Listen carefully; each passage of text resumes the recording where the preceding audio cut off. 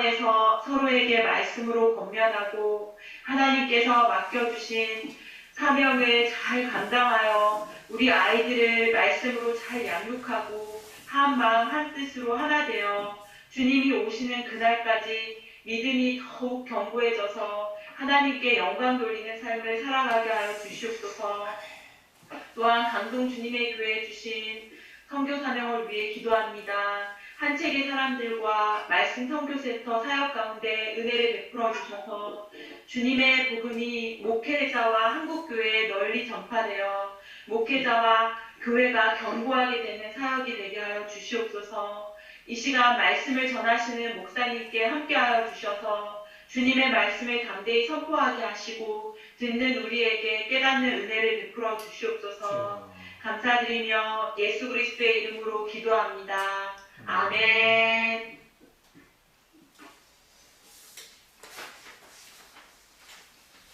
하나님께서 오늘 우리에게 주신 말씀은 누가복음 3장 21절로 38절까지 말씀입니다. 누가복음 3장 21절로 38절까지 말씀을 우리 함께 봉독하도록 하겠습니다. 백성이 다 세례를 받을새 예수도 세례를 받으시고 기도하실 때에 하늘이 열리며 성령이 비둘기 같은 형체로 그의 위에 강림하시더니 하늘로부터 소리가 나기를 너는 내 사랑하는 아들이라 내가 너를 기뻐하노라 하시니라. 예수께서 가르치심을 시작하실 때에 30세쯤 되시니라. 사람들이 아는 대로는 요셉의 아들이니 요셉의 위는 헬리요 그 위는 mat단이요 그 위는 레위요 그 위는 멜기요 그 위는 얀나요 그 위는 요셉이요 그 위는 마따리아요 그 위는 아모스요 그 위는 라훔이요 그 위는 에슬리요 그 위는 낫게요 그 위는 마앗이요 그 위는 마따리아요 그 위는 서머인이요 그 위는 요색이요 그 위는 요다요 그 위는 요하나니요 그 위는 레사요 그 위는 스룹바벨이요 그 위는 스알디엘이요 그 위는 네리요 그 위는 멜기요 그 위는 앗디요 그 위는 고삼이요 그 위는 엘마담이요 그 위는 에르요 그 위는 예수요 그 위는 엘리에서요 그 위는 요림이요 그 위는 맏다시요 그 위는 레위요 그 위는 시므온이요 그 위는 유다요 그 위는 요셉이요 그 위는 요남이요 그 위는 엘리야김이요 그 위는 멜라야요 그 위는 맨나요 그 위는 마따나요 그 위는 나단이요 그 위는 다윗이요 그 위는 이세요 그 위는 오벳이요 그 위는 보아스요 그 위는 살몬이요 그 위는 나손이요 그 위는 아미나답이요 그 위는 아니요 그 위는 헤스론이요 그 위는 베레스요 그 위는 유다요 그 위는 야곱이요 그 위는 이삭이요 그 위는 아브라함이요 그 위는 데라요 그 위는 나홀이요 그 위는 스루기요 그 위는 르요 그 위는 벨렉이요 그 위는 헤버요 그 위는 살라요 그 위는 가이난이요 그 위는 아박사시요 그 위는 세미요 그 위는 노아요 그 위는 레메기요 그 위는 무드셀라요 그 위는 에녹이요 그 위는 야렛이요 그 위는 마할랄렐이요 그 위는 가이나이요 그 위는 에노스요 그 위는 셋이요 그 위는 아담이요 그 위는 하나님이시니라. 아멘.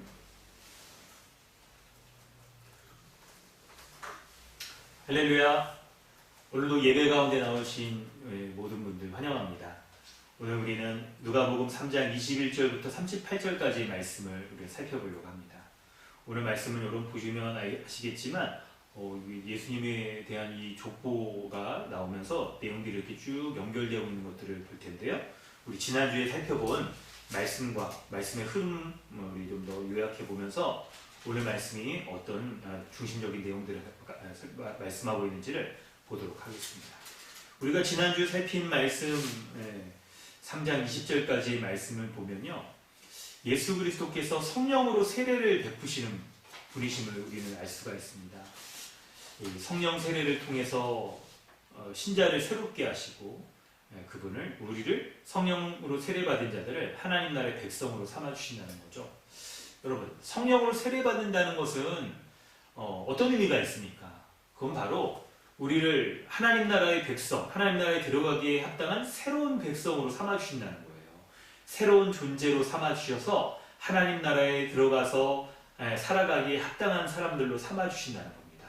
그래서 우리가 예수 그리스도를 믿을 때 그분이 우리 가운데 성령을 보내주셔서 우리가 새로운 존재가 되어지고, 그리고 이 땅에서부터 하나님 나라에 합당한 새로운 삶을 살아간다는 것이죠. 그래서 지난주까지 우리 말씀들을 살펴볼 때 예수 그리스도를 믿는 자들은 회개하여서 회개에 합당한 열매가 맺혀져야 된다라고 말씀하고 있는데, 그 회개에 합당한 열매를 맺게 하시는 것이 바로 주님 예수 그리스도께서 보내신 성령으로 말미암아 되어지는 것입니다. 그 회개에 합당한 열매가 우리 개인적인 삶이나 또 가정이나 교회, 이 모든 우리 교회에 속한 모든 부분 가운데 드러나야 하는 것들을 우리가 살펴봤죠. 그래서 우리가 회개에 합당한 열매들을 살펴볼 때 우리가 주에 대해서 싸워야 될 부분들은 무엇이 있는지, 우리가 붙잡아야 될 믿음은 어떤 것이 있는지, 그리고 우리가 순종해야 될 열매들은 어떤 열매들이 맺혀져야 되는지를 우리는 지난주까지 쭉 살펴봤습니다. 오늘 말씀은 이렇게 이어집니다. 바로 회개에 합당한 열매를 맺을 수 있는 것은 우리가 예수님을 어떤 분으로 알고 믿고 있느냐에 달려 있어요. 그래서 우리가 예수 그리스도를 어떤 분이신지 제대로 알고 믿고 있느냐에 따라서 우리가 정말 이렇게 돌이켜서 회개에 합당한 열매를 살아갈 수가 있게 되는 것입니다. 자, 오늘 말씀을 이제 여러분 살펴볼 텐데, 사실 여러분 불신자라 하더라도, 혹은 좀 교회 다니신 지 얼마 되지 않은 분들이라 하더라도 예수님이 누구신지에 대한 그런 생각들이 다 있어요. 이렇게 교회 여러분 한 번도 교회 다니시지 않으신 그런 분들도 그렇죠, 여러분. 지금 이제 12월이니까 오늘 이렇게 눈도 오고 그러니까 분위기 나네요. 이 성탄절, 예수님은 성탄절에 뭐 이렇게 관련된 분 아닙니까? 이렇게 말할 수 있을 정도까지는 다 아시는 부분이 있을 거예요. 그런데 우리가 오늘 본문을 살피면서 오늘 본문에 왜 이렇게 족보 얘기가 이렇게 길게 나오는지 그걸 알아야 될 텐데, 바로 예수님이 어떤 분이신지에 대해서 성경 본문 자체가 증언하는 이 내용대로 분명하게 알아야 된다는 것을 우리에게 말씀해 주고 있는 거예요. 여러분, 우리가 그 내용들을 좀 잘 살펴보도록 하겠습니다. 오늘 본문 21절부터 38절은 크게 세 부분으로 되어 있습니다. 첫 번째는 21, 22절, 두 번째는 23절부터 31절까지, 그리고 세 번째는 32절부터 38절까지 우리가 살펴보도록 하겠습니다. 먼저 첫 번째 21절, 22절 내용이 오늘 말씀에 있어서 굉장히 핵심적인 부분입니다. 여러분, 이 내용들을 우리가 좀 살펴보도록 하겠는데요. 함께 약간 읽어볼까요? 우리 다시 한번 21절, 22절 읽어보도록 하겠습니다. 읽으면서 여러분 그냥 이렇게 읽지 마시고 예수님이 어떤 분이신지 주의 깊게 살피면서 읽어보시기 바랍니다. 함께 읽습니다. 시작. 백성이 다 세례를 받을새 예수도 세례를 받으시고 기도하실 때에 하늘이 열리며 성령이 비둘기 같은 형체로 그 위에 강림하시더니 하늘로부터 소리가 나기를 너는 내 사랑하는 아들이라 내가 너를 기뻐하노라 하시니라. 네, 여러분 21절, 21절 말씀을 읽으면서 예수님이 어떤 분이신지 여러분 좀 발견하셨나요? 21절, 22절 말씀을 보면 처음에 21절 전반부에 예수님이 어떤 분이신지를 말씀하고 22절에도 나옵니다. 그럴 때 21절 전반부를 먼저 살펴보면 예수님이 세례를 받으시는 것이 나타나요. 백성이 다 세례를 받을새 예수도 세례를 받으셨다라고 성경이 기록하고 있는데요. 여러분, 이 짧은 성경의 본문의 기록 가운데 우리는 예수님에 대해 무엇을 알 수 있을까요? 여러분, 이 세례라는 건 말이에요. 이게 죄인된 사람이 받는 거 아닙니까? 백성들이 그래서 예수님께 세례 요한이 세례를 베풀 때 회개하며 이렇게 세례를 받았던 거 아닌가요? 여러분, 우리 본문의 흐름 가운데 그렇게 알 수가 있어요. 아니, 그런데 도대체 왜 예수님이 세례를 받으셨다는 거예요? 여러분, 우리가 지금 살피는 것은 예수님이 어떤 분이신지에 대해서 살피는데, 우리가 알기로 세례는 죄인된 사람이 자신이 옛사람이 죽었고 이제 새 사람이 되었다 하는 것을 드러내는 것이 세례이기 때문에 사람들에게나 필요한 거 아닙니까? 라고 생각하셨다면 여러분 너무 잘 생각하신 거예요. 그래요. 세례는 죄인된 사람만이 받는 겁니다. 그런데 왜 예수님이 죄인이 받는 그 세례를 받으셨는지 그 이유가 22절 부분에 써 있어요. 바로 21절 하반부부터 써 있는데, 예수님이 세례를 받으시고 기도하실 때 하늘이 열려졌다라고 말하는데요. 바로 하나님께서 세례 받으신 예수님께 대해서 말씀하시는 게 나오는데, 그때 성령이 비둘기 같은 형체로 예수님의 위에 강림하셨다라고 말씀합니다. 성령이 강림하셨고, 그리고 하늘로부터 하나님의 소리가 있는 거예요. 너는 내 사랑하는 아들이라, 내가 너를 기뻐하노라 하시니라 라는 말씀이 기록되어 있어요. 여러분, 뭐냐면 하나님께서 예수님께서 세례를 받으실 때에 내 사랑하는 아들이라, 내가 너를 기뻐하노라 라고 말씀을 해주셨다는 거예요. 여러분, 이 의미가 뭔지를 우리는 잘 알아야 될 텐데, 하나님이 어떤 분이십니까? 하나님은 하나님 나라의 왕이세요. 그 하나님 나라의 왕이신 분이 세례받으신 예수님을 나의 사랑하는 아들이라, 예수님이 하나님의 왕으로서 이제 딱 자리하시는 거고, 그리고 이렇게 그 하나님 나라의 왕으로서 죄인들이나 받는 세례를 받으신 예수님을 기뻐하노라 라고 이렇게 말씀하시는 거예요. 여러분, 중요한 건 세례는요, 바로 세례받을 때, 예수님이 세례받을 때 그분이 감당해야 될 사명을 받으시고 그 사명을 감당할 수 있는 능력을 또한 하나님이 주시는 것을 드러내고 있어요. 예수님은 지금 어떤 사명을 감당하십니까? 죄인을 구원하여 하나님 나라의 백성 삼으시는 그분의 사명을 감당하시려고 할 때 죄인된 자를 구원하시기 위하여서 죄인들이나 받는 그 세례를 받으심으로 그분이 죄인과 같이 낮아지셔서 이 죄인이 담당해야 될 죄의 짐을 지시고 이 죄의 문제를 해결하여 주셔서 하나님 나라의 백성 삼으신다는 것을 보여주는 거예요.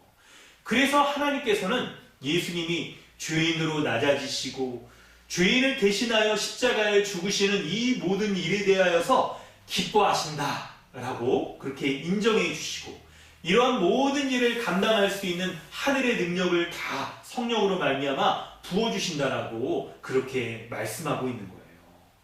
여러분, 그렇습니다. 본문에서 우리가 살펴본 것처럼 예수님은 하나님의 아들로서 인정되신 분이에요. 하나님의 아들, 곧 하나님 나라의 이 왕이신 예수 그리스도께서는 하나님으로서의 신적인 이 능력을 가지신, 신성을 가지신 분이에요. 그래서 그분의 초월적인 능력으로 죄인을 구원하시고 하나님 나라의 백성으로서 삼으시는 이 사역을 감당하실 겁니다. 사랑하는 성도 여러분, 21절과 22절 말씀을 살피면서 여러분은 예수님을 어떤 분으로 알고 계십니까? 참으로 우리의 믿음의 대상으로 여러분 여기시고 계신지를 우리가 살펴보기로 합니다. 우리의 참된 믿음의 대상으로 예수님을 여기고 계신가요? 예수님을 참된 믿음의 대상으로 여긴다는 것은 어떤 의미를 갖고 있을까요? 그것이 포함하는 내용이 무엇인지를 여러분 잘 아셔야 됩니다. 우리가 누군가를 우리의 믿음의 대상으로 여긴다라고 할 때, 예를 들어 여러분, 우리 사업의 파트너로 여긴다든지, 나를 누가 이렇게 고용했을 때 이 사람이 나의 고용을 딱 이렇게 지켜준다든지, 기간을 딱 보장해준다든지, 아니면 이렇게 페이를 이렇게 딱 보장해준다든지 할 때 그 사람이 정말 믿을 만한 사람이어야 내가 이렇게 의지할 수 있잖아요. 마찬가지로 우리가 세상적인 삶에도 이런 일반적인 원리로 살아가듯이 우리가 예수님을 믿는다라고 할 때 그분을 믿을 만한 분인가, 라고 할 때 참으로 믿을 만한 대상인지 우리가 제대로 알아야 우리가 믿을 수가 있잖아요. 오늘 성경이 예수님이 믿을 만한 분이라는 것을 설명할 때 첫 번째로 예수님은 어떤 분이냐라고 설명하고 있냐면 바로 하나님의 아들이라고 그렇게 설명을 하고 있어요. 그리고 이 하나님의 아들을 하나님께서 사랑하시는 분이고 그리고 하나님께서 기뻐하시는 분이라는 것을 말씀하고 있는 걸 주목하세요. 하나님은 예수님을 향하여서 그분의 기쁨과 사랑을 받을 만한 유일한 분이라고 말씀하고 있는 거예요. 그래서 성령께서 예수님 가운데 임하셔서 하나님이 기뻐하시고 사랑하시는 분으로서 죄인을 구원하시는 일들을 감당하시는 것이죠. 여러분, 세상 사람들도 예수님에 대한 자신의 생각들을 다 가지고 있습니다. 예수님이 어떤 분이다, 예수님이 어떤 분이다, 이런 생각들을 갖고 있어요. 없는 사람은 여러분 한 명도 없을걸요. 하다못해 진짜 성탄절의 주인공이다, 이렇게 얘기하시는 분들도 그러니까 이럴 정도로 사람들은 다 자기의 생각들을 갖고 있어요. 그런데 믿지 않는 사람들과 다르게 우리는요, 예수님이 누구신지 어떤 일을 행하시는지를 여러분 좀 제대로 알고 믿어야 되지 않겠습니까? 오늘 참고 본문을 통해서 예수님이 어떤 분이신지를 우리가 조금 더 확장해서 알아보도록 하겠습니다. 주보의 성경 본문 옆에 쓰여져 있는 구절을 참고해 보시면 요한복음 14장 6절입니다.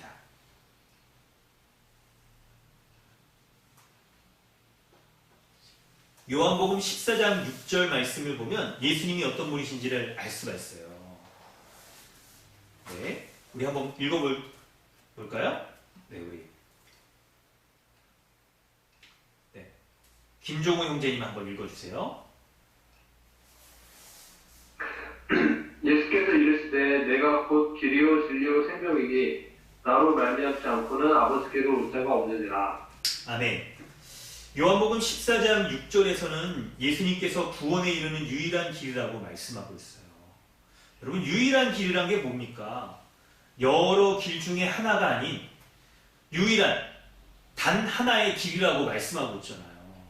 단 하나의 길이라고. 그래서 여러분 여기에 길, the way, a way가 아니라 the way, 이런 식으로 이제 영어 성경에도 써 있잖아요. 여러분, 이 성경의 말씀을 비춰보면서 우리가 예수님을 정말 유일한 길이라고 믿고 있는지, 제대로 알고 좀 믿고 있는지를 좀 살펴야 될 거예요. 여러분, 우리가 살고 있는 이 세상, 이 시대를 가리켜서 흔히 절대적인 진리, 기준이 없는 시대라고 얘기하잖아요. 좀 그런 용어로 포스트 모던 시대, 종교 다원주의 시대라고 그렇게 얘기를 하고 있지 않습니까? 여러분, 이런 시대를 살아가고 있을 때 사람들은 누구나 다 예수님은 이런 분이다, 예수님은 이런 분이다, 이렇게 말하면서 여길 수 있을 거예요. 심지어는 여러분, 교회에 이렇게 출석하시는 분들 가운데에서도 예수님에 대한 자신의 생각을 가지고 자신의 기준을 가지고 믿고 있는 분들도 있을 수 있습니다. 그런데 우리가 주목해야 되는 것은 성경이 말하는 예수님에 대해서 정확히 알아야 참된 믿음을 가질 수가 있어요.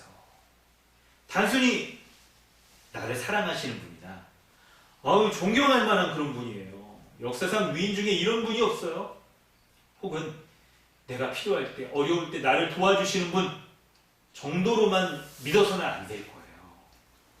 이런 것은요, 여러분, 죄송하지만 헛된 믿음이라고 말할 수 있어요. 그리고 거짓된 믿음이라고까지도 말할 수가 있어요. 우리는 지금 예수님이 어떤 분인지를 아는 것이 참된 믿음이라는 것을 살펴보고 있어요. 예수님이 어떤 분이신지를 바르게 알아야만 우리가 온전한 믿음을 가질 수 있다는 말씀을 살피고 있는 거예요.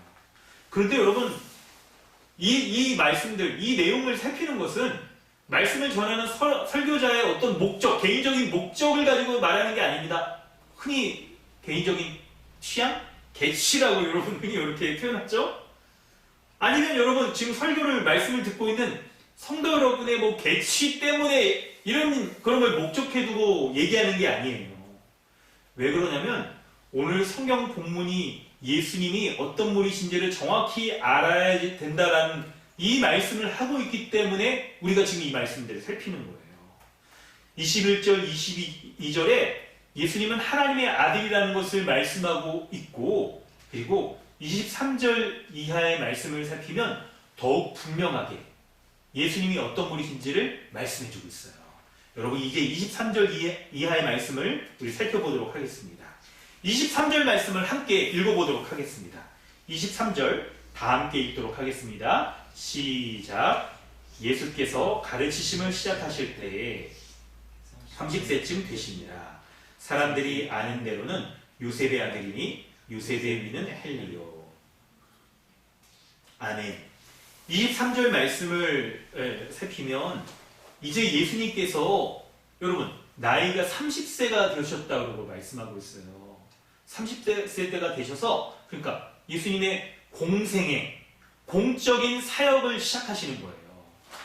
예수님이 21절, 22절에 세례를 받으시고 하늘로부터 하나님의 공적인 인정을 받았어요. 예, 죄인을 구원하기 위하여서 세례를 받으시고 죄인과 같이 낮아져서 하나님의 사랑하는 아들로서 이 공적인 사역을 이제 시작하시는 거예요. 이렇게 공적인 사역을 시작할 때 그분의 사역은 어떤 방식으로 이루어질까요? 바로 23절에 가르치시는 방식으로 이루어지는 거예요. 예수님이 말씀을 가르치시는 방식으로 그분의 공적인 사역이 시작되는 것을 우리는 살필 수가 있습니다. 여러분, 그럴 때에 예수님이 공적인 사역, 바로 가르치심의 사역을 행하실 때 이제 누가복음은요 3장 이후 4장부터 예수님의 공적인 가르치시는 사역들이 구체적으로 드러나요. 각 장마다 구체적으로 드러나요.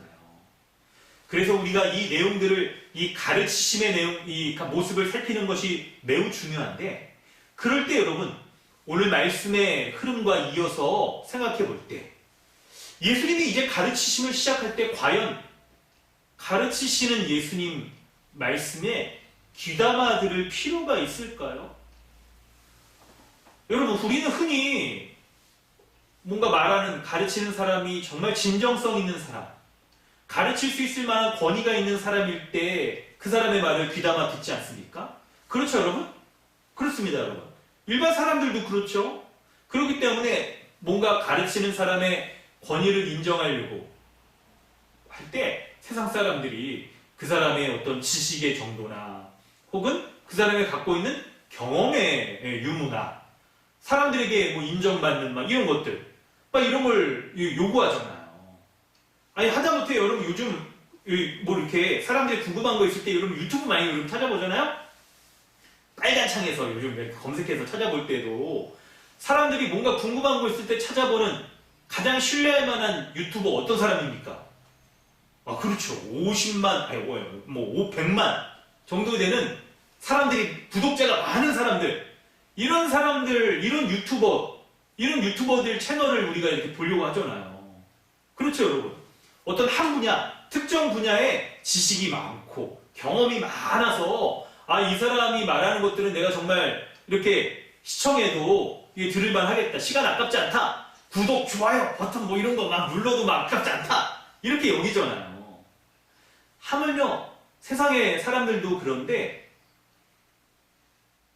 세상과 이 죄인된 사람을 구원하여서 하나님 나라의 온전한 복락을 누리게 한다라고 예수님이 우리가 이렇게 알고 있는데 정말 그런 분이신지 이걸 우리가 믿을 수 있으려고 한다면 말씀을 가르치시는 예수님이 더더욱 가르칠 만한 권위와 자격이 있으셔야 되지 않을까요? 그래서 23절 이하에 예수님의 족보를 말씀하고 있는 거예요. 그 족보가 기록되어 있는 거예요.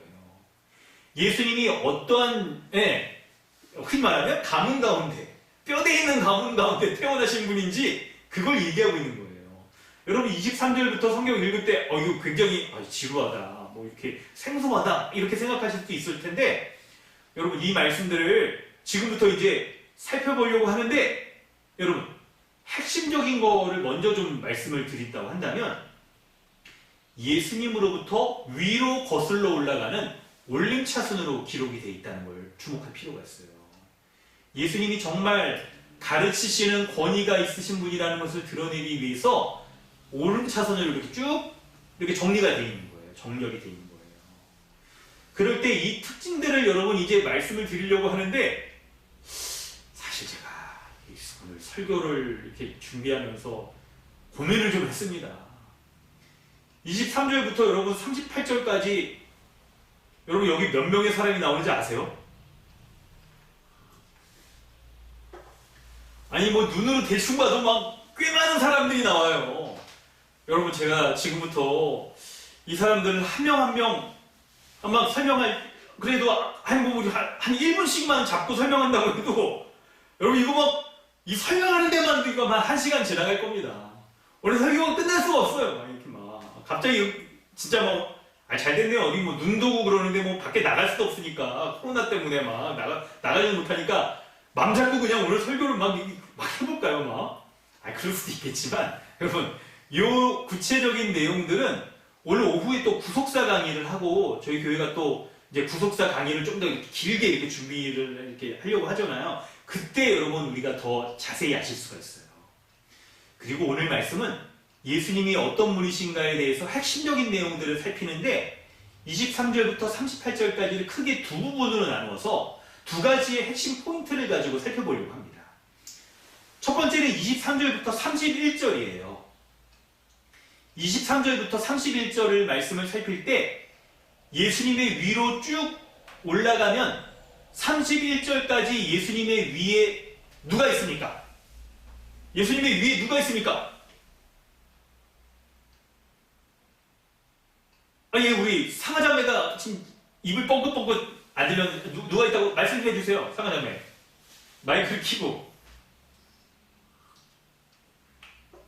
다윗. 그렇습니다. 정답입니다. 잘하셨습니다. 다윗이 있죠. 그렇습니다. 잘하셨어요. 그래서 여러분 첫 번째는 예수님이 가르치시는 분으로서의 권위가 있다는 것을 다윗의 후손으로 태어나셨다는 것으로 말씀하고 있는 거예요.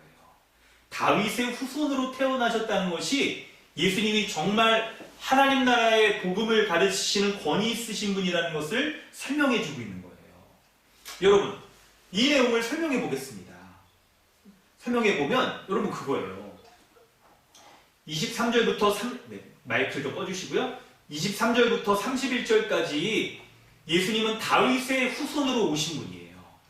첫 번째는 하나님의 아들이시며 두 번째는 다윗의 후손으로 태어나신 분이라는 거죠. 이것을 통해서 이스라엘 백성이 기다리던 다윗 왕과 같은 왕으로서 오신 분이 바로 예수님이라는 것을 말씀해주고 있는 거예요. 이스라엘 백성들은 그들이 기다리고 있었던, 소망하던 바가 있었어요. 옛날 과거의 구약시대의 다윗과 같은 왕이 와서 다윗 왕국 때에 군사적으로 강력하고 영토도 넓고 경제적 문화적으로도 아주 번영했던 그런 나라를 이룰 메시아, 그런 메시아를 기다렸어요. 그런데 이제 예수님이 다윗의 후손으로 태어나셨다는 것은 예수님이 다윗과 같은 그런 다윗 왕국과 같은 강력한 그리고 풍요로운 번성하는 나라, 곧 하나님의 나라를 이룰 분으로 오셨다는 것을 설명해 주고 있는 거예요. 여러분, 근데 사실 그 정도만이 아닙니다. 다윗의 왕국을 이루었던 보여줬던 것은 여러분 샘플과 같은 거예요. 예표와 같은 거예요. 예수님이 다윗의 후손으로 오셔서 다윗보다 못하신 분이 아니라 다윗이 살짝 맛보기로 보여주었던 그 온전한 하나님의 나라, 바로 천국, 그것을 온전히 이루실 분이시라는 것을 보여주고 있는 거예요. 여러분 이 말씀을 이제 우리 각자에게 좀 적용해 보면서 우리도 정말 예수님을 하나님의 아들이자 다윗의 후손으로 오신 하나님 나라의 왕이신 것을 믿고 있는지를 살펴보려고 합니다. 여러분 우리는 지금 본문 가운데 예수님이 누구신지를 제대로 알고 믿어야 된다는 것을 살펴보고 있습니다. 여러분 우리가 다 배웠던 복음의 기초 4과 기억나세요? 참된 믿음의 세 가지 요소. 그렇죠. 지식, 동의, 신뢰, 이 세 가지 요소라는 걸 우리가 알고 있잖아요. 여러분, 믿음이라는 것은 우리가 예수 그리스도가 주시는 이 복됨을 지금 우리의 현재 실제의 삶에서도 누리며 살아간다는 것을 말하는 거예요.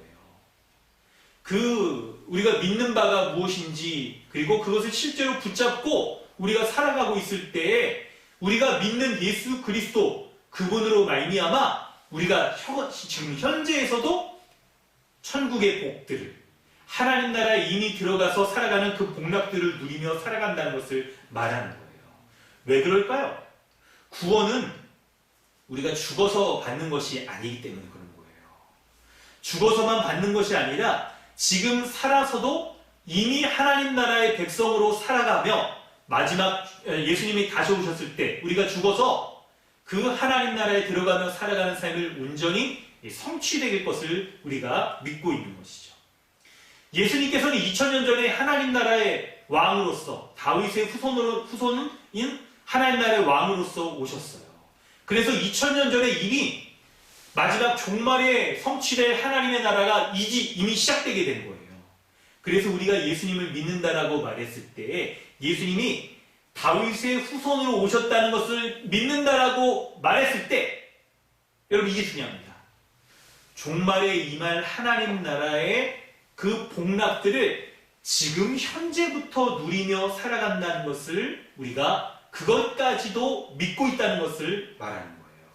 성도 여러분, 이게 중요합니다. 여러분, 다시 강조하지만 이 사실이 중요한 거예요. 여러분, 하나님 나라의 세 가지 요소를 우리는 지난 시간에 배웠습니다. 바로 하나님 나라의 통치자인 하나님이, 하나님 나라의 백성인 교회, 그리고 장소로서 이 장소 가운데 하나님께서 다스리고 있다는 것을 우리는 배웠는데, 그런데 이때 중요한 특징이 있죠. 하나님 나라의 특징인 장소는 아직 이 땅 가운데 성취되지 않았어요. 우리 종말에 완성될 것이죠. 그래서 지금 임한 하나님의 나라는 보이지 않는 영역 가운데 임하여서 우리 신자의 가운데 영적인 성격으로 지금 펼쳐져 있습니다. 그렇다 하더라도 왕이신 하나님과 그분의 다스림을 받는 교회인 우리가 있기 때문에 하나님의 나라가 지금 이 땅 가운데 임했다라는 것을 부정할 사람은 아무도 없는 것이죠. 그럴 때 이 사실이, 이 복음의 내용을 믿고 있는 사실이 우리의 현재의 삶에 지금 복된 모습으로, 복된 열매로 드러나고 있는지를 살펴보는 것이 중요한 거예요. 여러분, 이것을 우리는 예수님이 다윗의 후손으로 오셨다는 것 가운데에서 우리에게 적용해 보려고 합니다. 여러분, 실제로 다윗 왕 때 이스라엘은 어떤 복들을 누렸는지를 우리가 잘 아는 것이 중요한데, 다윗 왕 때 다윗과 그 아들 솔로몬 시대의 이스라엘은 역사상 유례를 찾을 수 없을 정도로 매우 강력하고 부강한 나라였어요. 왜 그러냐면 왕은 하나님의 대리 통치자인데 다윗이 하나님의 대리 통치자로서 다스렸기 때문에 그 나라가 얼마나 그 다스림이 온전히 드러났을까요? 그걸 생각해보면 우리가 알 수 있는데, 실제로도 가장 넓은 영토를 차지하고 있었고요. 경제적으로도 매우 번영한 시기였어요. 얼마나 번영했는지 여러분 그 자료들을 좀 찾아봤는데, 다윗과 솔로몬 시대에 이스라엘 주변의 나라들이 있잖아요. 그 경계를 맞닿고 있었던 그 주변의 나라들이 이스라엘 나라에 조공을 바쳤어요. 여러분, 그 나라가 얼마나 강력했는지, 힘이 있었는지를 보여주는 거죠. 대국이었단 말이에요, 대국. 심지어는 그걸 단적으로 보여주는 게 주변 나라들이 이스라엘이 이렇게 땅 영토가 넓고 힘이 세다 보니까 이스라엘이 다스리는 그 나라를 거쳐서 지나갈 때 통행세를 냈어야 됐어요. 그때 이스라엘 나라가 거둬들였던 통행세가 얼마였는지 성경에 기록하고 있는데 666달란트였습니다. 여러분, 666달란트가 돈으로 환산하면 얼마인지 이거 계산을 해보니까 얼마냐면요, 오늘날 우리가 쓰고 있는 원 단위 돈으로 환산하니까 1.5조 원.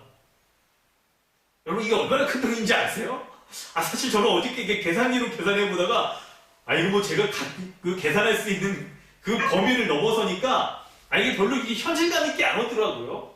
하여튼 여러분 그래도 뭐 억 단위를 혹시 넘어가는 돈이다 보니까 이게 굉장히 큰 돈이란 건 여러분 아실 거예요. 이렇게 큰 돈을 통행세로 걷어들였으니까 그 나라의 복지가 얼마나 잘 돼 있을까요? 그러니까 그 나라 가운데 온갖 보화가 가득했다라고 성경에 기록하고 있는 거예요.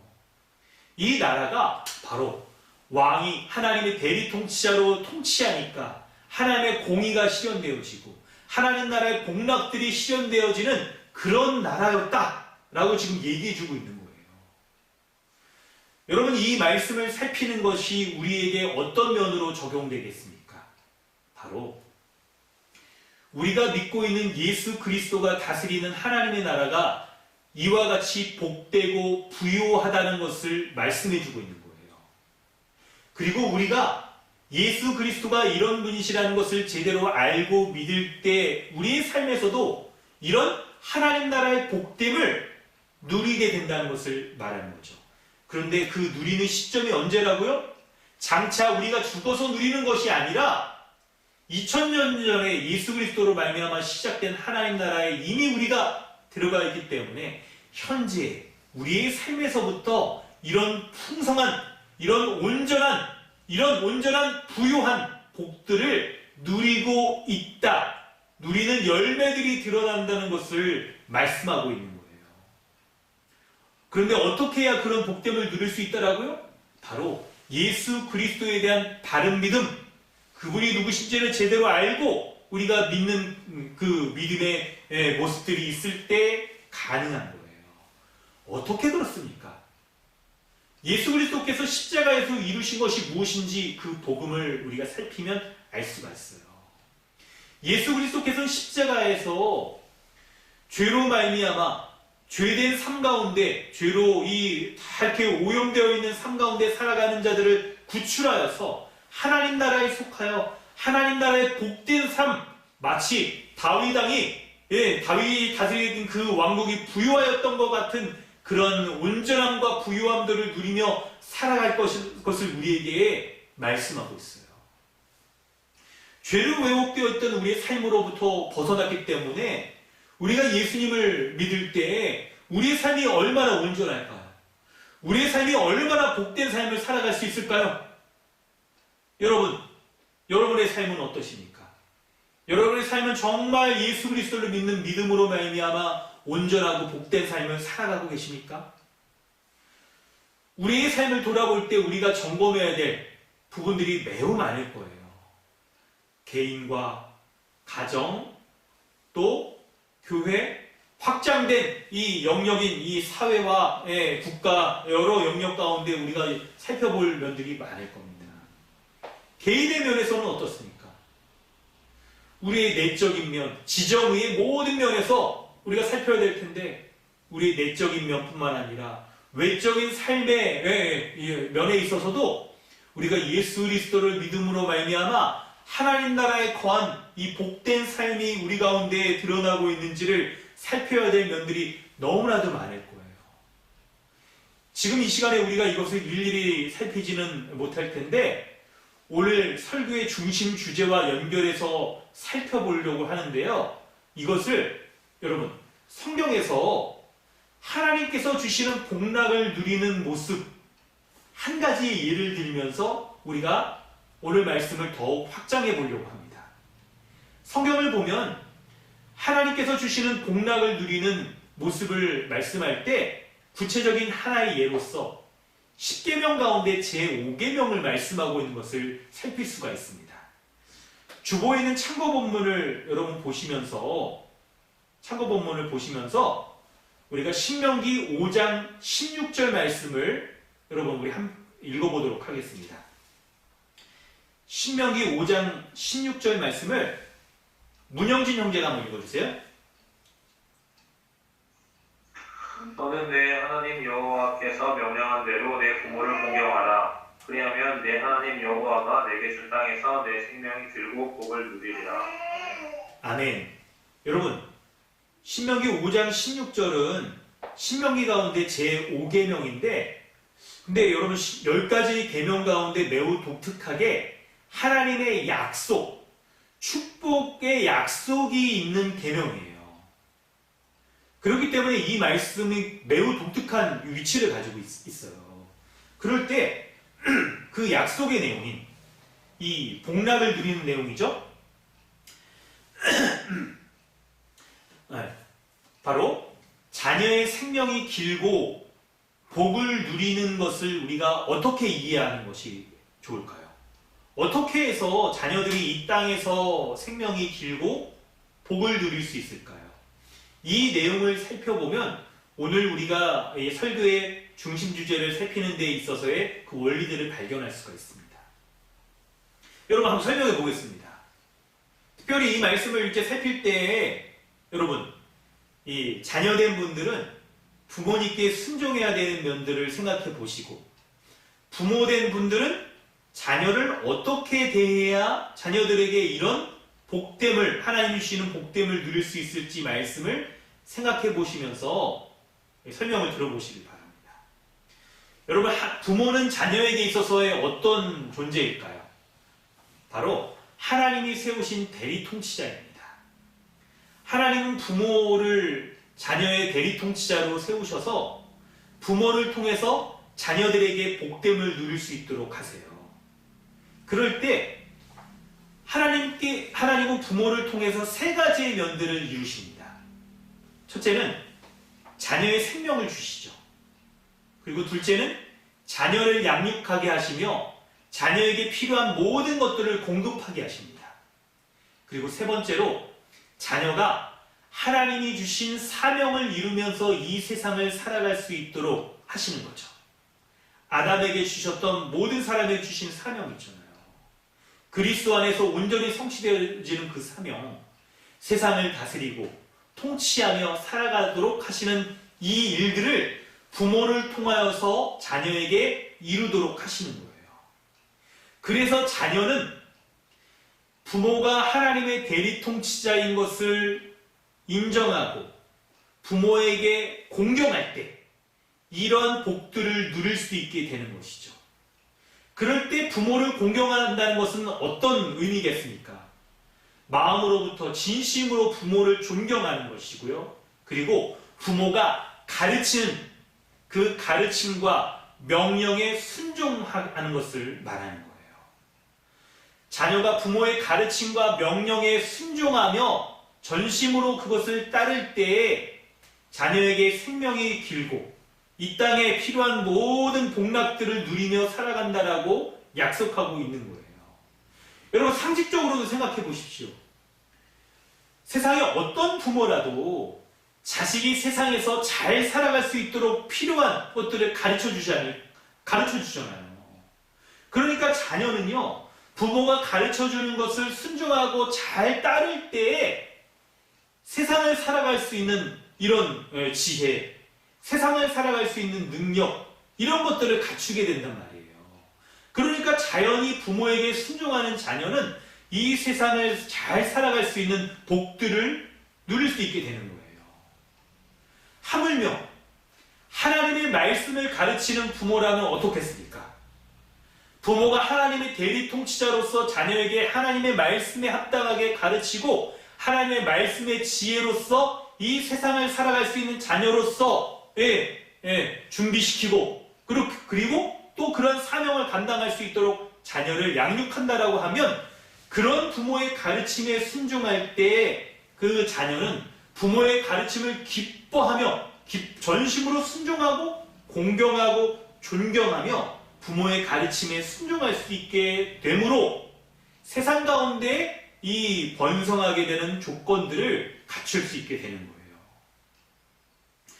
그러므로 하나님께서는 부모의 가르침에 순종하는 자녀를 기뻐하시고 그에게 하나님 나라의 복락을 허락하시는 것이죠. 여러분, 골로새서 3장 20절 말씀을 한번 우리 읽어볼까요? 우리 모두를 대표해서 우리 신규진 형제가 한번 읽어주실까요?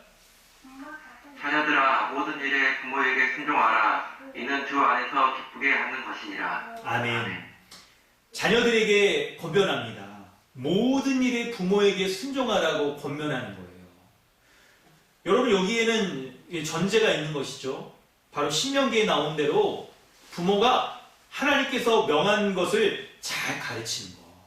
말씀에 합당하게 자녀를 말씀으로 양육하고 자신도 하나님 앞에 말씀에 순종하며 살아가는 사람인 것을 말과 행동으로 본을 보여주고 할 때 자녀가 그런 부모의 밑에서 순종의 본을 보이는 부모 가운데 살아가게 되는 거예요. 그럴 때 자녀가 부모의 가르침 가운데 순종하게 되고 부모의 가르침에 순종함으로 말미암아 그 자녀가 하나님이 주시는 이런 모든 복락들, 생명들을 누릴 만한 자들로 이렇게 양육되며 살아가게 되는 거예요. 이런 자녀를 하나님께서는 기뻐하신다라고 말씀하고 있는 거예요. 그래서 주 안에서 기쁘게 한다라고 기록되고 있는 거예요. 여러분, 오늘 우리는 이 가정의 모습을 살펴봤는데요. 사랑하는 성도 여러분, 여러분의 가정이 부모로서 온전히 가르치며 본이 되어지고 그리고 자녀들도 이런 부모의 가르침에 순종하면서 하나님 아버지께서 주시는 모든 생명과 복락을 누리는 가정이 되어지기를 주님의 이름으로 축원합니다. 이런 부모가 되어지기를 애쓰십시오. 그리고 이러한 자녀로 자라갈 수 있도록 양육되어질 수 있도록 주의 말씀으로 잘 가르치시길 바랍니다. 뿐만 아니라 지금 이 말씀을 왜 설명하고 있습니까? 우리는 오늘 설교의 중심 주제로 연결해서 예수 그리스도가 주시는 복됨을 누리는 것이 이와 같은 것임을 살피고 있어요. 23절의 말씀 가운데 예수 그리스도께서 가르치심을 시작하실 때라고 설명하면서 예수님이 정말 가르치실 만한 권위가 있으신 믿을 만한 분이라는 것을 이 족보 가운데에서 설명하고 있잖아요. 족보 가운데 설명하고 있을 때 여러분, 이 말씀 가운데 우리가 쭉 살피면서 예수님이 정말 그분의 말씀을 기울일 만한 모든 듣는 이들이 마음을 다하여 귀 기울이고 순종하며 그분이 말씀하시는 대로 행할 만한 분이라는 것을 말씀하고 있는데, 여러분 오늘 말씀을 이렇게 핵심적인 내용들로 이제 오늘 말씀의 결론부로 우리가 다다르면서 성경에 한번 표시해 보십시오. 예수님이 말씀을 귀 기울일 만한 그런 권위 있는 분이라는 것을 네 가지로 본문 가운데 찾아볼 수 있습니다. 첫째는 22절에 하나님의 사랑하는 아들입니다. 하나님의 사랑하는 아들이에요. 두 번째는 요셉의 아들로 태어나신 분입니다. 23절에 요셉의 아들로 태어나신 분이에요. 세 번째는 31절에 다윗의 후손으로 태어나신 분입니다. 다윗의 후손으로 태어나신 분이에요. 그리고 마지막 네 번째는 32절로 38절 가운데 핵심인 하나님의 참 하나님으로 오신 분이신 거예요. 예수님은 하나님의 아들이시며 요셉의 아들, 곧 참 사람이시고 다윗의 후손이시며 참 하나님으로 오신 분이에요. 오늘 성경이 증언하는 것은 바로 예수님이 이렇게 네 가지 특징을 가지신 분이라는 것을 제대로 알고 믿을 때야 우리가 예수님을 온전히 믿는 참된 믿음을 가질 수 있다는 것을 말씀하고 있는 것입니다. 사랑하는 성도 여러분, 왜 예수님을 이렇게 네 가지 분이라는 것을 알고 믿는 것이 중요합니까? 예수님의 십자가에서 우리를 구원해 주신 그 구원 사건과 매우 밀접히 관련이 있기 때문에 그런 거예요. 예수님은 참 사람이시기 때문에 죄인을 대신하여 형벌을 당하셔서 십자가에 죽으셨습니다. 그리고 참 하나님이셔서 십자가에서 모든 죄인을 대신하여 죽으심으로 구원하실 수가 있으신 거예요. 바로 이것은 예수님이 참된 구원자이시며 그분을 제대로 알고 믿을 때 믿는 우리가 하나님 나라의 그 복락을 제대로 누릴 수 있다는 것을 증거하고 있는 거예요. 사랑하는 성도 여러분, 이 성경의 약속의 말씀을 믿으시길 바랍니다. 붙잡아야 될 믿음이 바로 이거예요. 사랑하는 성도 여러분, 추상적인 믿음을 버리셔야 됩니다. 예수님을 제대로 알지 못하고 믿는 믿음, 모호한 믿음을 버리셔야 돼요. 추상적이고 모호한 믿음은 헛된 믿음일 수가 있습니다. 우리는 믿음의 대상을 제대로 알고 믿어야 됩니다. 오늘 성경은 예수님이 어떤 분이신지에 대해서 많은 설명을 하고 있어요. 이와 같이 성경적인 바른 지식은 우리로 하여금 참된 믿음을 갖게 하는 근간이 되는 거예요. 참된 믿음은 예수님을 바로 아는 그 지식으로부터 갖게 되는 것을 기억하시기 바랍니다. 예수 그리스도는 우리의 모든 것이에요. 여러분 이것을 믿고 계시죠? 그런데 그분이 어떤 분이신가를 믿느냐에 따라서 우리의 삶의 내용과 질도 달라지게 되는 거예요. 우리가 받고 있는 이 구원과 이 세상에서의 삶과 장차 천국에서의 완성까지도 달라지는 거예요. 이를테면 우리가 예수님에 대해서 아는 부분만큼 우리의 믿음과 우리의 삶의 내용과 질적인 부분이 달라지는 거예요. 예수님을 모호하게 알면, 예수님을 제대로 알지 못하면, 예수님을 제대로 알지 못하는 거로 하나님의 심판대 앞에 섰을 때 예수님이 누구신지를 우리가 하나님 앞에 증거할 수가 없을 거예요. 고백할 수가 없을 거예요. 그런 사람의 삶은 영원한 복락을 누리지 못하고 영원한 벌에 빠지게 될 겁니다. 구원받은 신자의 삶도 마찬가지일 겁니다.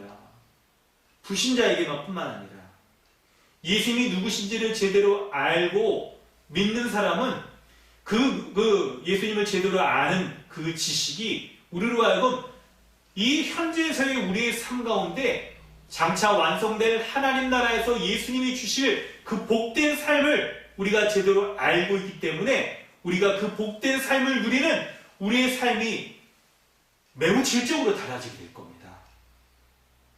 여러분, 이 복음의 말씀을 우리는 오늘 붙잡아야 될 거예요. 예수님에 대해서 바로 알도록 힘쓰십시오.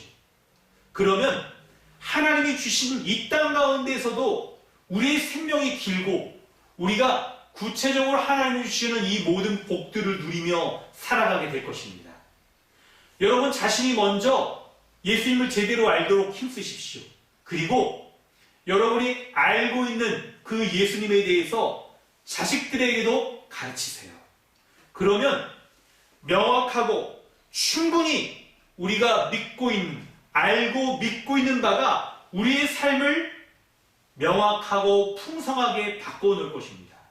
뿐만 아니라 여러분이 명확하고 풍성하게 아는 만큼 자녀들에게 가르칠 수 있을 때 자녀들이 이 부모의 가르침을 통하여서 자녀들의 생명도 길고 그 복을 누리게 된다는 성경의 이 약속이 우리 가운데 실현될 줄로 믿으시기 바랍니다. 이 모든 복락들을 누릴 수 있게 될 거예요. 우리의 삶이 추상적인 이유는 우리가 예수님을 추상적으로 알고 믿고 있기 때문입니다. 우리의 실제의 삶이 오늘 여러분의 삶을 돌아보면서 매우 불투명하고 어그러져 있는 이유가 무엇일까요? 그것은 바로 예수님에 대해서 우리가 모호하게 알고 제대로 알고 믿지 못하고 있기 때문에 그렇습니다. 모호한 믿음은 잘못된 믿음, 헛된 믿음으로 빠지기가 쉽습니다. 우리가 예수님에 대해서 모호하고 추상적으로 알 때 우리는 우리가 외부로부터 듣고 있는 세상적인 메시지 가운데 영향을 받아서 이 세상적인 메시지가 하나님의 말씀을 압도하여 버릴 수가 있게 되는 거예요. 그러므로 이 말씀을 정리할 때 여러분 우리 4가지로 정리하면서 이 말씀을 기도하고 이 말씀으로 기도하고 일주일을 우리 살아갈 수 있기 바랍니다. 여러분 이제 펜을 들어서 말씀을 마지막으로 우리가 적용하고 메시지를 정리하고 적용하고 우리가 한 주간도 이 말씀 붙잡고 기도하며 살아가길 원합니다. 첫 번째, 여러분 이제 좀 적으시길 바랍니다.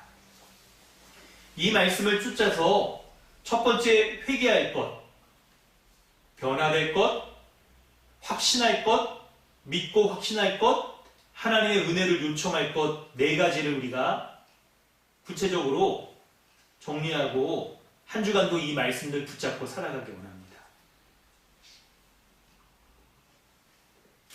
첫 번째는 우리가 회개할 부분이 무엇인지를 돌아봐야 됩니다. 예수님은 하나님 나라의 왕으로서 그분이 가르치시는 내용은 왕이신 그 예수님의 직접 가르치시는 말씀으로 믿을 만한 권위가 있는 말씀이에요. 그럴 때 우리가 듣고 있는 이 가르침, 우리가 이 가르침의 내용, 이 가르침의 이 채널들 무엇이 있는지를 우리가 돌아봐야 되겠습니다. 예수님이 가르치시는 것이 그분이 왕으로서 가르치신다고 한다면 우리의 귀를 기울여야 되는 것은 당연히 자연스럽게 예수님의 말씀에 더욱더 고정하여 귀를 쫑긋 세우고 그분의 말씀을 집중해야 될 것입니다. 그런데 여러분, 정말 여러분 이 예수님을 우리가 왕으로서 믿고 그분의 말씀을 우리가 귀 기울여야 될 가르침이라는 것을 우리가 믿고 확신하고 있는가를 돌아볼 때 여러분 우리 이걸 좀 생각하셔야 됩니다. 예수님의 말씀이 정말 생과 사를 결정하는 그런 말씀으로 내가 듣고 있는지를 돌아보셔야 돼요.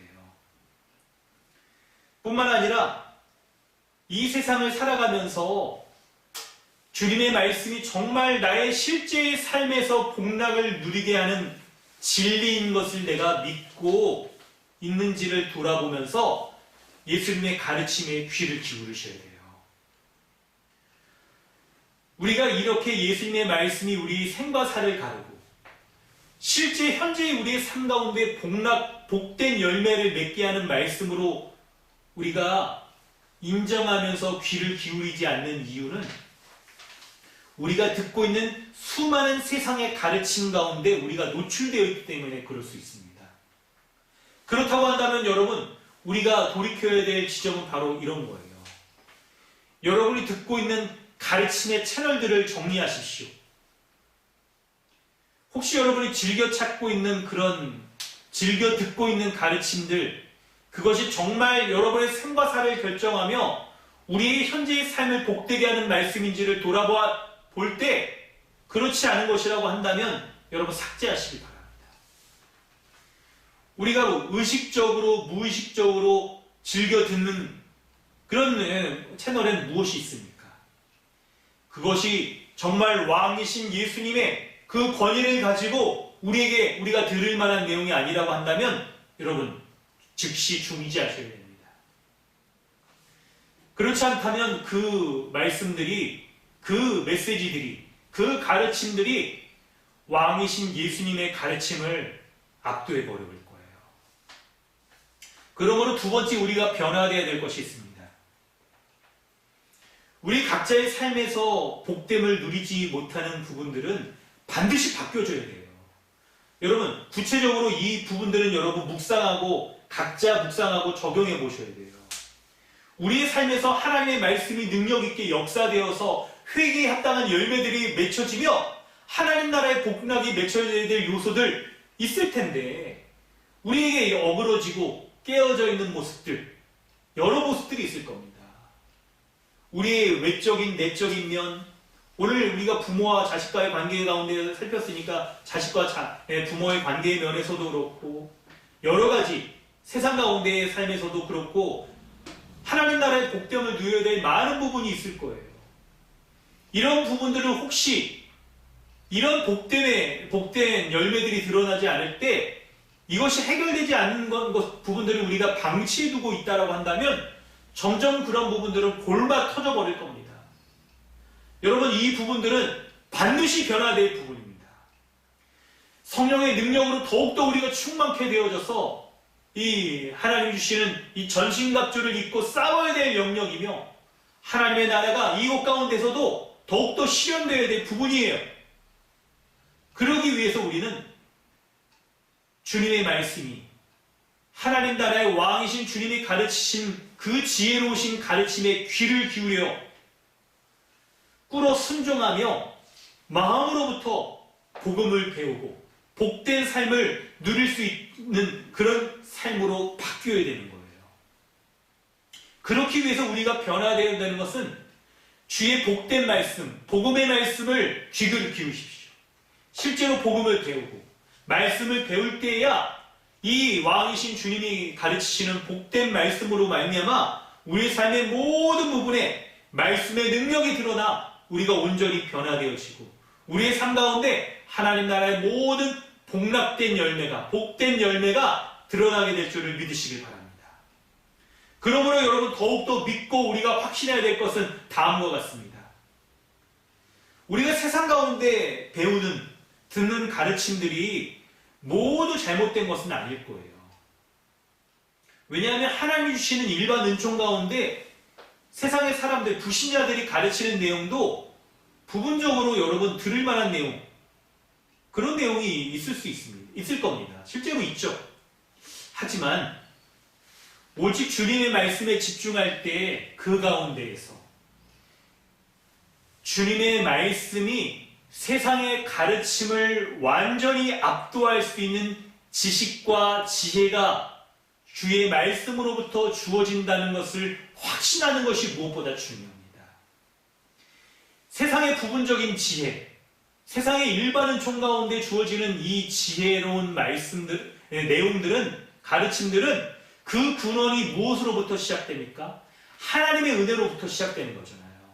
하나님의 은혜는 예수 그리스도 그분의 말씀으로 모든 것이 다 성취되었기 때문에 주님의 복음의 말씀, 주님의 가르치심에 집중하면 그 말씀이, 복된 말씀이 우리의 영혼의 구원뿐만 아니라 실제 우리의 삶에서도, 일상적인 삶에서도 필요한 모든 지혜와 지식에 부유한 모든 것들을 다 제공해 주는 것을 여러분 믿고 확신하실 걸 바랍니다. 그래서 말씀을 배울 때마다 66권의 모든 말씀을 연구하며 그 말씀을 묵상하고 우리에게 적용하면 세상의 채널들이, 가르침의 채널들이 도무지 말할 수 없는 오묘하고 신비하며 구체적인 그 하늘의 지혜와의 말씀들이 우리에게 들려줄 것을, 우리에게 복된 열매들을 맺게 하실 것을 무엇보다 확신하시길 바랍니다. 네 번째는 그러함으로 하나님의 은혜를 구하십시오. 우리의 인생 가운데 필요한 지혜, 이 모든 것이, 우리가 교훈 삼고 있는 이 모든 것이 예수 그리스도 그분의 은혜로 말미암아 주어지는 하나님의 말씀밖에 없다는 것을 여러분 붙잡으시길 바랍니다. 예수 그리스도를 참된 스승으로 모시시길 바랍니다. 여러분, 우리가 누군가에게 어떤 가르침을 듣는다는 것, 하다못해 실제 어떤 사람에게 듣는 것뿐만 아니라 라디오나 유튜브나 어떤 채널의 가르침에 귀를 기울인다는 것은 그것을 우리의 스승으로 삼고 있다는 것을 의미하는 거예요. 단순하게 지식 정도를 이렇게 듣는 정도로만 국한되는 것뿐만 아니라 우리의 영혼의 스승, 우리의 인생의 방향을 결정지어주는 스승으로 삼고 있는다는 것을 보여주는 것입니다. 그렇다고 한다면 여러분, 우리의 인생의 방향들을 결정지어주는 참된 스승, 우리의 생과 사를 결정지어주는 참된 스승을 우리 구주 예수 그리스도 그분과 삼위 하나님의 우리의 참된 스승으로 모시며 살아가는 것이 합당하지 않겠습니까? 오늘 말씀은 예수 그리스도가 우리의 유일하신 스승이라는 것을 말씀해주고 있습니다. 그분의 가르침에 귀를 기울이는 것이 세상에 줄 수 없는 지혜를 주는 것이며 우리의 삶에서 변화된 회개에 합당한 열매를 맺게 하는 것은 바로 예수 그리스도의 가르침에 귀를 기울이고 그분의 가르침에 무릎을 꿇고 돌이켜 순종할 때 주어지는 것임을 믿으시길 바랍니다. 회개하십시오. 그리고 변화되십시오. 주님의 말씀을 확신하십시오. 그리고 예수 그리스도께서 주시는 왕이신 주님의 가르침으로 말미암아 주시는 그분의 은혜를 요청하시길 바랍니다. 우리 이 말씀을 붙잡고 이 시간 함께 여러분 기도하기를 바랍니다. 여러분 마이크를 다 켜십시오. 그리고 우리 음악도 좀 켜주시고요. 함께 마음을 모아서 하나님께서 주의 성령으로 말미암아 여러분에게 가르쳐 주신 이 말씀들을 붙잡고 기도하시길 바랍니다. 여러분, 우리는 예배 가운데 지금 하나님 앞에 서 있습니다. 하나님께서 오늘 말씀 가운데 여러분에게 무엇을 깨닫도록 하셨습니까? 설교자의 말씀은, 가르침은 인간의 언어가 아닌, 가르침이 아닌 하나님이 여러분 가운데 가르쳐 주시는 하늘의 음성이심을 여러분 믿고 주님 앞에 기도하시길 바랍니다. 함께 진실한 마음의 고백으로 하나님 앞에 기도하기 원합니다. 함께 기도하겠습니다.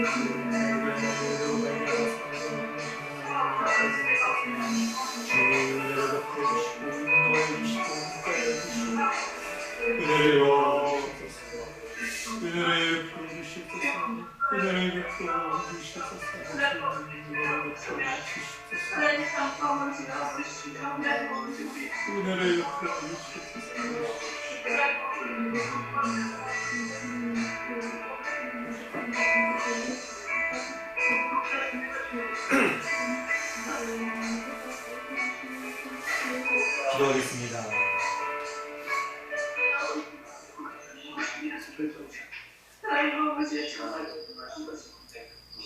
기도하겠습니다. 하나님 아버지, 주님의 은혜의 말씀에 감사드립니다. 우리 구주 예수 그리스도는 하나님 나라의 왕으로서 주님의 가르침은 권위 있으시며 주님의 가르치면 생과 사를 결정짓고 우리 현재의 삶도 복된 열매를 드러나게 하시는 참된 가르치심을 참된 가르치심을 전하는 참된 왕이심을 내가 믿음으로 고백합니다.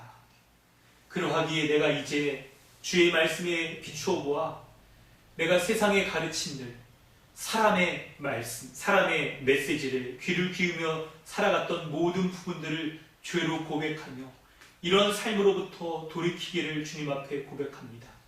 하나님, 세상의 메시지와 세상의 사람들의 세상의 가르침을 전하는 사람들을 나의 인생의 스승으로 삼고 그들이 가르치는 것들을 쫓으며 그들의 가르침을 따라 나의 인생을 맡기며 살아가고 있지는 않았는지를 돌아보니 주님, 이런 모든 모습들을 부끄럽게 여깁니다.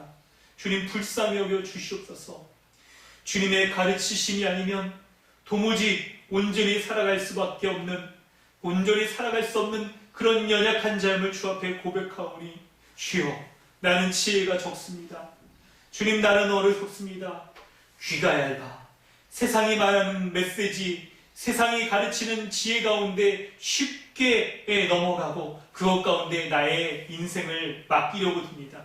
주님, 이런 연약하고 불쌍한 죄인 가운데 찾아오셔서 우리 주님이 하나님 나라의 왕으로서 주님의 가르치심을 이렇게 나에게 들려주시오니 참으로 하나님의 은혜가 크고 놀랍고 감사합니다. 주님, 이제 왕이신 이 하나님, 참된 인간이시며 다윗의 후손으로 오셔서 하나님의 아들로서 우리에게 말씀하시어 주시는 참 하나님이신 주님이 가르치시는 그 말씀에 귀 기울여 주님의 가르치심이 세상의 모든 가르치심을 압도하는 참된 진리이며 참된 지혜이고 나의 현재의 삶에서도 복된 열매를 맺게 하는 은혜의 말씀인 것을 내가 믿고 주의 말씀을 배우기를 기뻐하고 주의 말씀을 가르침에 귀 기울이며 살아가는 삶을 살아가기를 이 시간 결단합니다. 주의 성령께서 역사해 주셔서 말씀에 합당한 삶을 살아가게 하여 주시고 주의 말씀으로 승리하는 삶을 살게 하여 주시고 주의 말씀으로 무엇보다 나의 삶에 복된 열매가 드러나는 그런 삶을 살아가기에 부족함이 없도록 주의 성령으로 역사하여 주시옵소서.